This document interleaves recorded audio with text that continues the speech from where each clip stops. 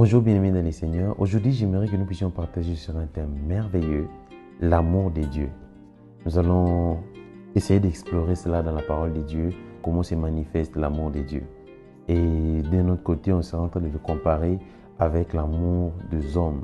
Alors, je suis dans 1 Jean, chapitre 4, à partir du verset 7. J'ai lu au nom du Seigneur. Bien-aimés, aimons-nous les uns les autres, car l'amour est de Dieu. Et quiconque aime est né de Dieu et connaît Dieu. Celui qui n'aime pas n'a pas connu Dieu, car Dieu est amour. Voici comment l'amour de Dieu a été manifesté envers nous. Dieu a envoyé son Fils unique dans le monde afin que nous vivions par lui. Et cet amour consiste non pas en ce que nous avons aimé Dieu, mais en ce qu'il nous a aimés et qu'il a envoyé son Fils comme victime expiatoire pour nos péchés.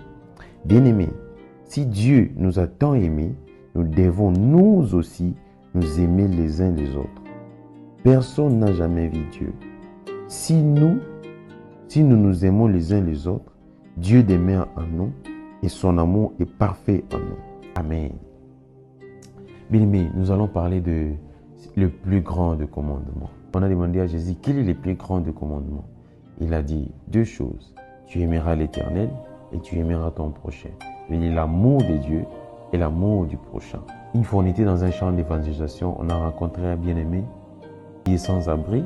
Puis, on a commencé à lui parler de l'amour de Dieu. Et à notre grande surprise, il nous a vraiment arrêté pour nous dire, mais où est ce Dieu? Où est votre Dieu dont vous parlez? Quel est cet amour de Dieu? Et j'ai traversé des moments très difficiles. Après la mort de mes parents, je me suis retrouvé dans la rue.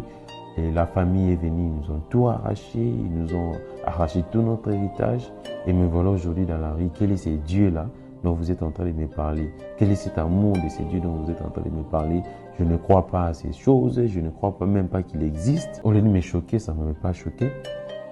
Une question était montée en moi, ça je me dis, non mais attends, qui lui a dit qu'il devrait normalement avoir un être suprême, qu'il devrait l'aimer?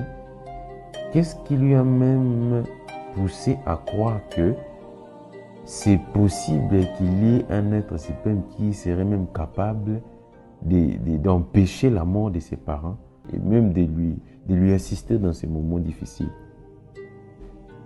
En moi, je me dis, c'est un peu comme un aveu d'une foi implicite, une foi non exprimée.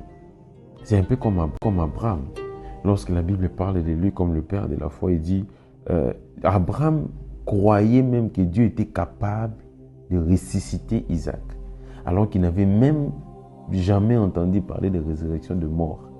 Il croyait que Dieu était capable de ressusciter Isaac.